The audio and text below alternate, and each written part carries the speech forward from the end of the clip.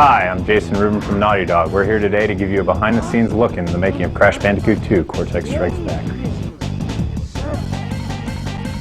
Crash Bandicoot 2 has very refined gameplay. We took the response we got from players of Crash 1, and the knowledge we gained in creating the first product, and sharpened the focus of gameplay in C. Well.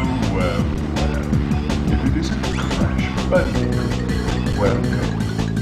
Instead of a linear map, Crash 2's levels are accessed through a workroom, allowing players to choose which levels he or she would like to attempt next. The levels are larger, with more branch, and they allow greater freedom of movement and camera control.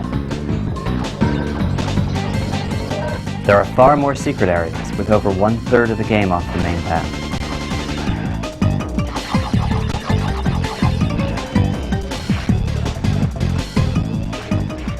The art's changed drastically between Crash 1 and Crash 2. Crash 1's engine was thrown out. Crash 2's engine is totally new.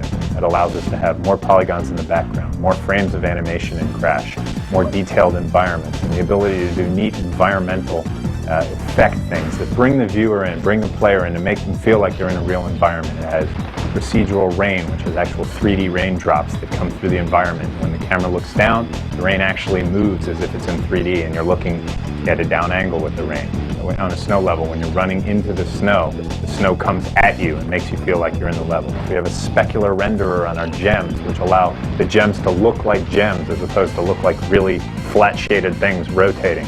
We have reflection effects in the ice that make Crash Bandicoot and everything else in the environment reflect in the ice, making it really feel like ice.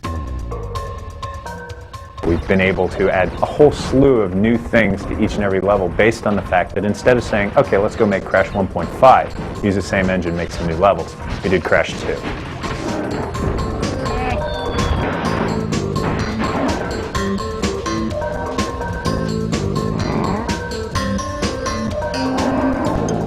The character animations improved greatly. We have 15 times as much storage for animation in the game, and over 20 times as much animation total in the game, allowing almost every death to have its own unique animation that goes along with it.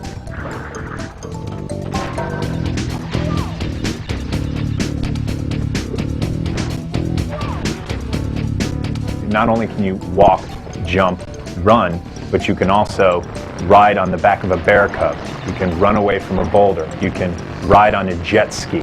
You can ride on a jetpack that's actually free floating in zero gravity. You can do a lot of things you never did before, and you can do a lot of things that you've never seen before in any other game.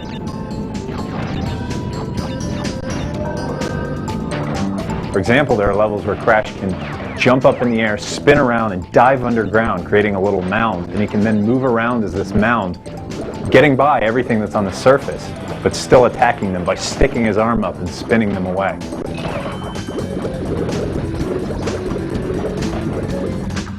One of the cool new things in Crash Bandicoot 2 are the lip-synced, like, holographic characters in the warp room.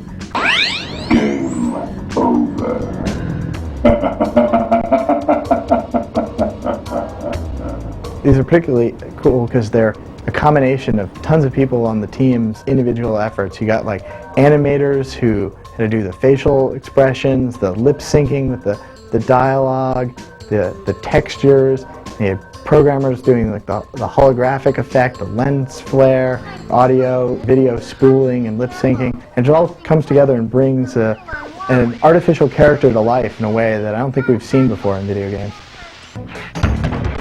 Another thing I'm really proud of is the way in which we utilize the resource of the CD to bring to the player levels that are probably about 10 times as large as the memory of the PlayStation. We do this by kind of laying the whole level out on disk and bringing it in piece by piece in a transparent manner. This is a really complicated, tricky technology, somewhere between spooling and virtual memory, and it enables us to use the CD to bring more detail, more game objects, just more stuff into the game.